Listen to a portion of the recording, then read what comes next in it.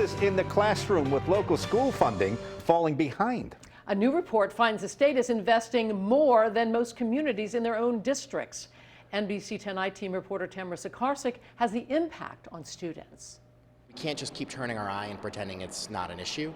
Raising a red flag over school spending. A new report from the Rhode Island Public Expenditure Council finds cities and towns are underinvesting in education, passing the buck to the state. The state over the last 10 to 15 years has really stepped up our commitment to education in local cities and towns.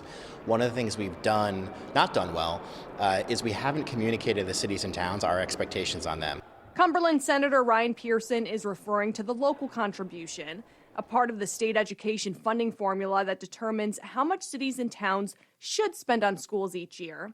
RIPEC's report found 10 of the state's top 15 largest school districts have contributed annual increases of less than 2% to their school districts, including Cranston, Providence, West Warwick, Lincoln, Chariho, Westerly, and North Kingstown.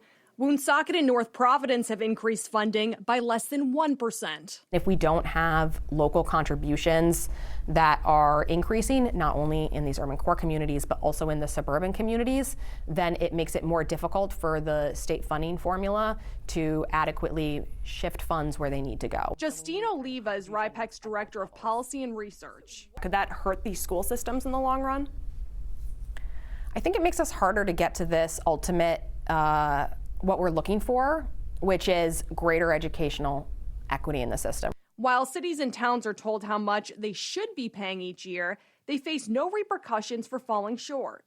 Should that change? Should there be consequences? We have put that in multiple times. The Senate has passed it, the House and the governor have not agreed to that. Do you personally think it's necessary? I do. But cities and towns may beg to differ. In February, the I-Team reported on another education crisis: unfunded state mandates driving district deficits. Johnston Public Schools has a $1.4 million cumulative deficit. The district spent $8.5 million on out-of-district tuition and transportation in 2024, an 8% increase from the previous year. Warwick schools are working to trim a $9 million deficit. Out-of-district tuition cost them $13.84 million. This is going to be the next financial crisis that hits the state. Instead of raising the burden on cities and towns, RIPEC recommends a revamp of the state education funding formula. It needs reform to better direct aid to needier districts, and it needs reform to ensure that local governments are picking up their fair share. Instead of blanket increases in property taxes, RIPEC says communities could change their tax relief programs to target those in need. Without any changes, Oliva worries students are the ones who will suffer. We can't get to education equity if local governments aren't chipping in a larger proportion. Reporting for the NBC 10 I-Team, I'm Tamara Sakarsik.